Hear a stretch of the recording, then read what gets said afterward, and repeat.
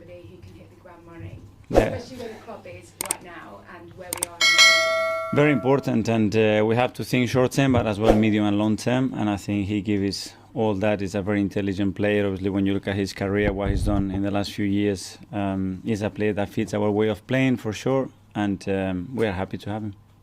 He trained today. Is Yes. it going to be good to go on the weekends?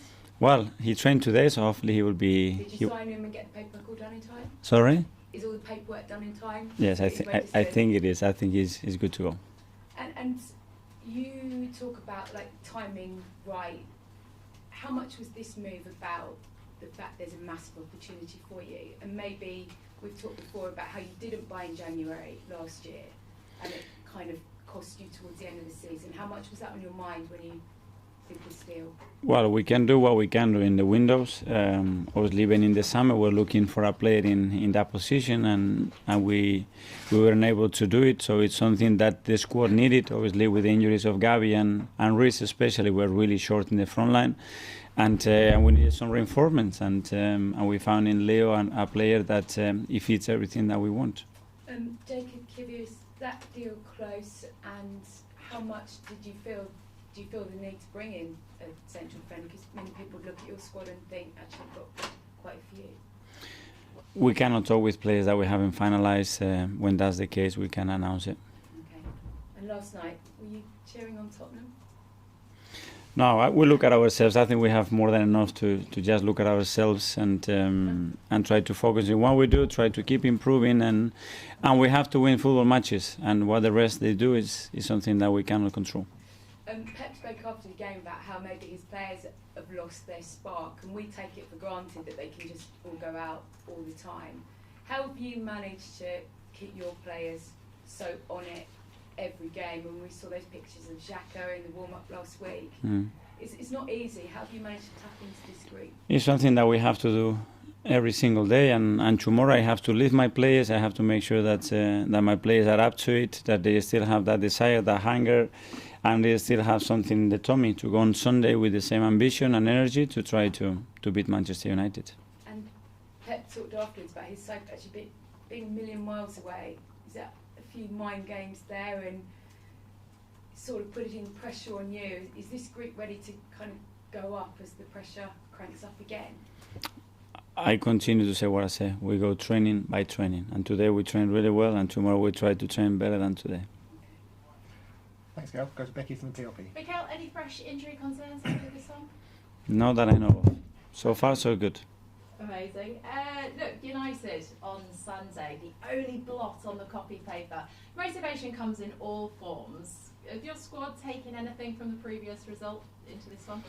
We have to learn. There were some important lessons about that game and the reason why we lost it, when in many moments we had total control of the game. But we know that's one of the qualities of United. When you are in control of the match, the game gets away from you because they have so much individual talent, they have good organization, and they have many ways to create problems. So we have to be at our best to win on Sunday. Do you expect any wind to be taken out of the United sails from the Crystal Palace last-minute free-kick result? I don't know. Again, what happens with the other teams and results, still half of the league to go. So it's a lot of twists and turns still to go. We have to be consistent in what we do, play the best possible way, and control that. And the rest, it will take care of themselves. Thank you. Bradley from TalkSport. Hi Mikel, hope you're well. First things first, obviously United and Arsenal in previous seasons have been competing for the Champions League, Europa League places. This year, both in the top four, both competing for the title. And you look back at where the teams were under Ferguson and Wenger, always challenging for the title. Does it add any extra spice to this game, the fact that both Arsenal and United are challenging for that Premier League title this season?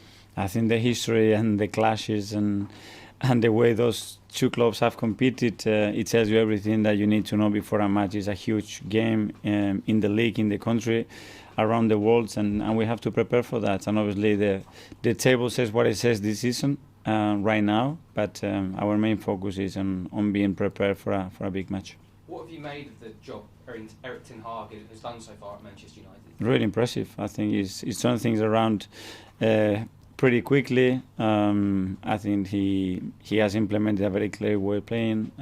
I think the players seen that they bought into it. They have really good energy around the place, and a lot of things has changed in a very short period of time. So credit to him and the coaching staff for what they've done. And how do you go about trying to stop someone like Marcus Rashford in the form that he's in at the minute?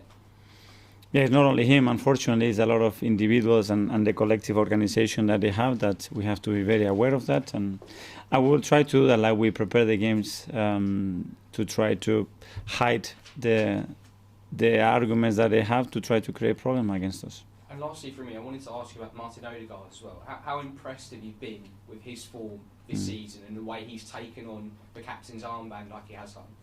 In a really natural way. He's still a really young player with huge talents, but more desire than talent still. And he knows that he can still get much better, and he's on that pathway, that he's enjoying playing for us, that he's contributing to the team in a really impactful way, and he needs to continue to do that. Thank you. Thank you. Thank you. Welcome, Pierre. Hi, Mikel. I think anyone that's watched Manchester United this season, and I'm sure that goes for you and your coaching staff as well, will know that a large part of that turnaround has come from performances of Casemiro. How much of benefit is it to you that he's not going to be available on Sunday? Again, something that we can control. He didn't play in our first game either, and we still didn't do enough to win that match. So they have, when you look at the squad, they have, it's just incredible. So the individual and again the collective organization to beat any opponent in this league, and we will plan the game knowing that he's not available. That's for sure. I know we say a lot about your squad that it's full of good characters. When you see what happened with Lissandro in his last few days at Brighton, did you talk to Albert Storenberg about his character, things like that? Because obviously they've worked together previously. Yeah, we talked about everybody that is connected, that we know about players that we want to recruit, because character is something crucial, but as well to understand how they are, how they behave, whether they're going to accept the role that they're going to have at the club with us, and then personal conversations, obviously, that are very, very important as well. I assume Albert gave him a glowing reference. Sorry? I assume Albert must have given him Albert gave me a really, really good reference, but not for now, for a few years already. Kai from Football London, UK. Cool. Art from Athletic. Hey, Mikel. Hi. Oh my god, sorry.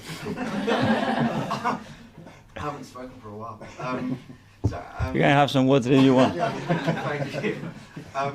So basically, I know you like versatile players, Yeah. and for the past, I guess, 3 or so years, it seems like you build a team of technicians across the pitch. I was just wondering, is that something that was in your mind because of the Arsenal team you played in, or where's that come from? Well, I think the technical part is a very relevant and important aspect for us. I think specificity is another one that it really is really necessary in our way of playing, but as well it's true that we need a few players that can fulfill certain positions, and Leo is one of them. Obviously, the skill, the composure that he has in the final third, the technical ability to associate and link with people, it's impressive, and that's what we need from our front players especially. Cheers. Thank you. That finishes the live section. We'll go to 10:30 tonight. Kick over Sam.